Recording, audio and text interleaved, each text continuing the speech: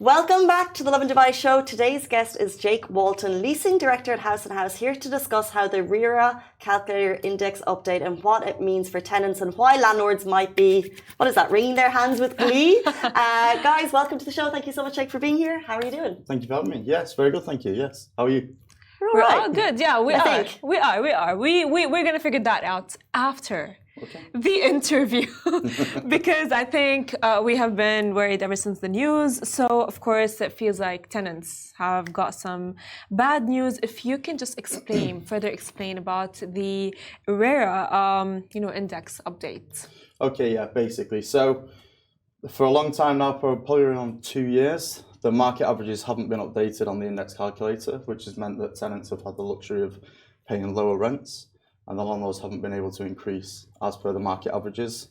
So the big change is now that has been updated. So the market averages are now reflecting the true market average, which means that when it comes to renewal this year for a lot of tenants, they're going to be, basically there's going to be an increase in their rent. What actually is, whenever I see conversations on Facebook groups and someone's like, can my landlord do this? Is he allowed to do that? Is she allowed to do that? And they're like, check RERA. Yeah. What actually is the RERA calculator? So it's accessible to anyone. You can go on the DLD website, just Google it. It'll come up straight away. You can access it now within a second. Input your tenancy contract end date, what you live in, whether it's an apartment or a villa, number of bedrooms, the location, and it'll tell you if you've got an allowable increase or not.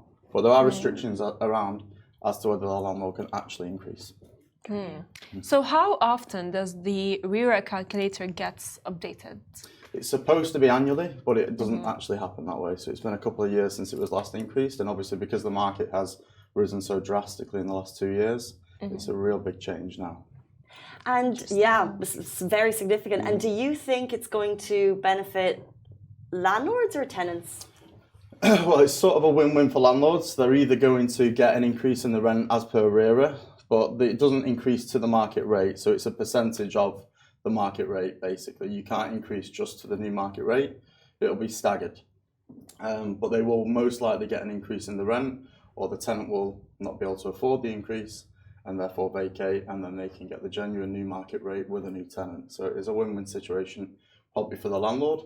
It might push tenants a little bit further out into communities that are a little bit further away. Gone are the days of maybe the 20-minute drive where you are close to the mall or the marina or the Burj or your place of work. You might have to find accommodation in communities a little bit further afield. So yeah, there might be some compromises to be made, unfortunately, in the year ahead. Now, with this update, are there specific locations that are going to be, let's say, impacted, or let's say, is that going to be benefiting landlords, in specific locations?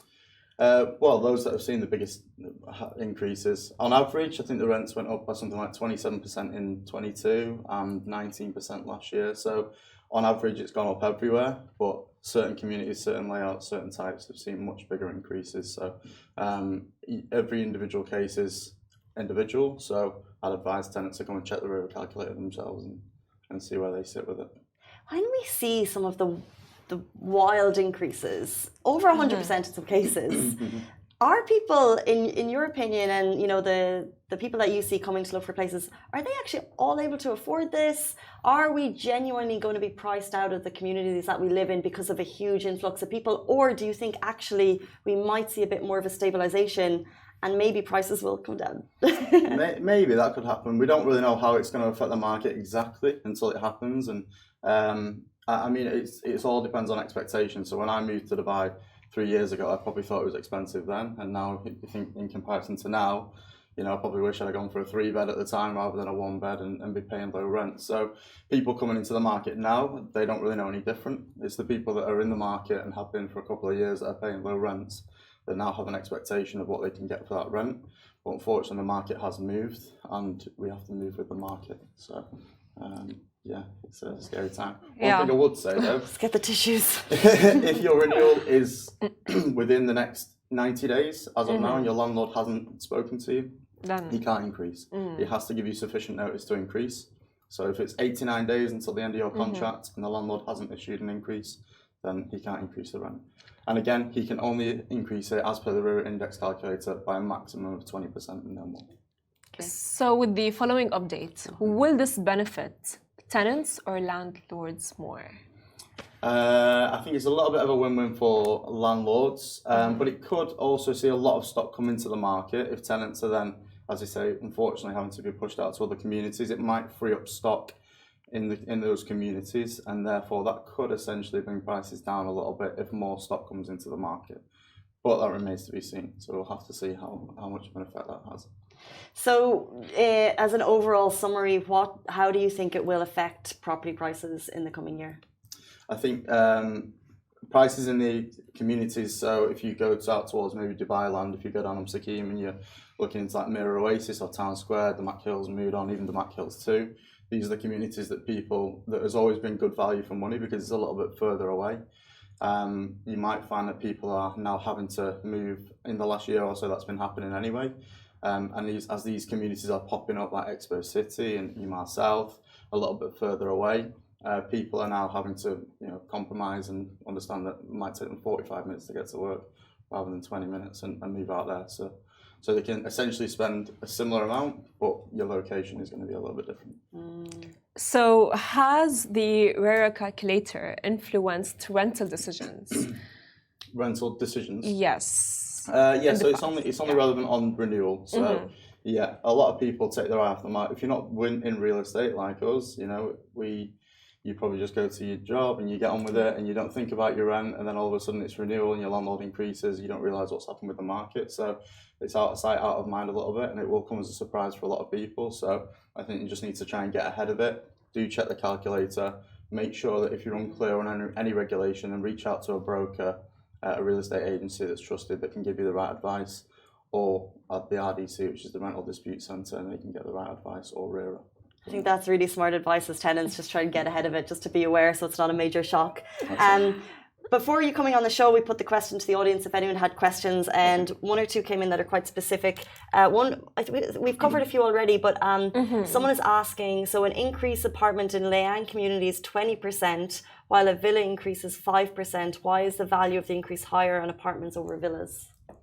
It's not necessarily the type of property that matters, it's the market increase. So it's staggered. So if your current rent is 0 to 10% below the market rate, then they can't increase at all.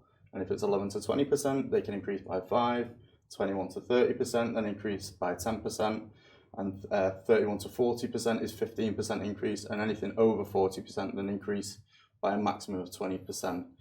So it doesn't really matter whether it's a villa or an apartment, it's just specific to that location or that unit type. There's another question as well from our audience and as well from me. So is the rise of rent prices for everyone or only some specific areas? Yeah, so there might be some that aren't applicable. If you've not been there very long, then you might be paying fairly close to the market rate anyway. So therefore the increase in the market rate has not been enough to justify a rental increase. You may find that landlords just try their luck and issue the rental increase anyway. So that's why you need to understand what your rights are as a tenant and seek the right advice and potentially reject those requests if they come through. Just as we get towards the end of the show, just a question. Have you ever spoken to a landlord who struggles with the morality of adding 20% onto the rent? Say, for example, they've got someone in their home for about 2 years, and then have you ever had those conversations? Yeah, I'm sure there's lots of landlords out there that will see reason. And for a lot of landlords, a great tenant means more than the money. So it's their property at the end of the day. They might only have 1 unit, they might have 100 units, but sometimes having a good tenant that looks after that property, that is no hassle, that they have a good relationship with, means more to the landlord. Now, yes, we're talking about regulation in terms of actual specific increases, but there's nothing to suggest that you and your landlord can't have an open conversation and amicably agree a different increase. Fair. I mean, honestly, because Casey, I've told Casey, because we are actually planning on moving very soon. So it's just like the thought of like the price increase really scared me. Do you think that it's actually going to be that much of a big difference to people who would want to move from an area to another area in terms of like price increase and so on? It's going to be difficult for the tenant because ultimately, the new market average for a like-for-like unit is going to be a much bigger increase than the 20% maximum that you might be able to get as a landlord, as per the RERA calculator. Yeah. So if you were to just vacate because he wants 20% more, then you'd be paying a lot more to just get a like-for-like property as per the new market rates. So that would essentially mean you'd have to move further afield or change your criteria a little bit or compromise. So yeah, it depends on your situation, really.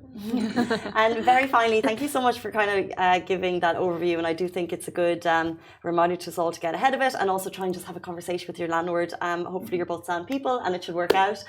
Where can people learn more if they want to get more information? Okay, yeah, you can visit the House and House website. My name is Jake Walton, so feel free to reach out to me direct. But yeah, the House and House website, Instagram, all the socials, you can find us all over. Thank you so much. We really appreciate your time this morning. Guys, that brings us to the end of our show. We'll see you tomorrow morning, same time, same place. Goodbye from me. Goodbye from me. And goodbye from me. See you.